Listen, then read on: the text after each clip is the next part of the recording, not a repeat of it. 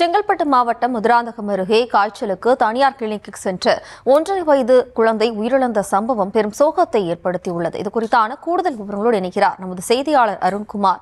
வணக்கம் அருண்குமார். வணக்கம்.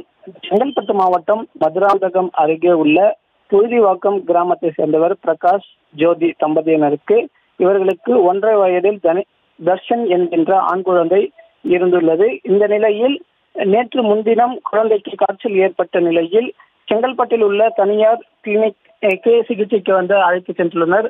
அங்கு சிகிச்சை அளித்த செங்கல்பட்டு அரசு மருத்துவமனையின் பேராசிரியராக பணிபுரிந்து வரும் பத்மநாபன் என்பவர் அந்த கிளினிக்கை நடத்தி வருகிறார். இந்த கிளினிக்கில் சிகிச்சை பெற்று குழந்தைக்கு ஊசி போட்டுள்ளனர். ஊசி போட்டு அரை மணி நேரம் கழித்து குழந்தையை வீட்டுக்கு அழைத்து செல்லலாம் என மருத்துவர் கூறியுள்ளார். அரை மணி நேரம் கழித்து பெற்றோர் மற்றும் உறவினர்கள் குழந்தையை வீட்டுக்கு அழைத்து சென்ற பொழுது வரும் வழியில் மாமண்டூர் என்ற பகுதியில் குழந்தைக்கு மூச்சு திணறலானது ஏற்பட்டுள்ளது. இதையடுத்து உறவினர்கள் உடனடியாக செங்கல்பட்டு அரசு மருத்துவமனைக்கு அழைத்து சென்றுள்ளனர். அங்கு பரிசோதித்த மருத்துவர் குழந்தை உயிரிழந்ததாக தெரிவித்தார்.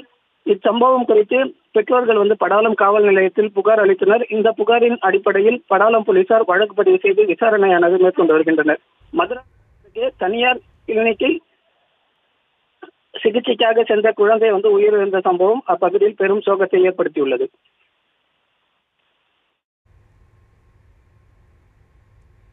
விவரங்களுக்கு நன்றி அருண்குமார்.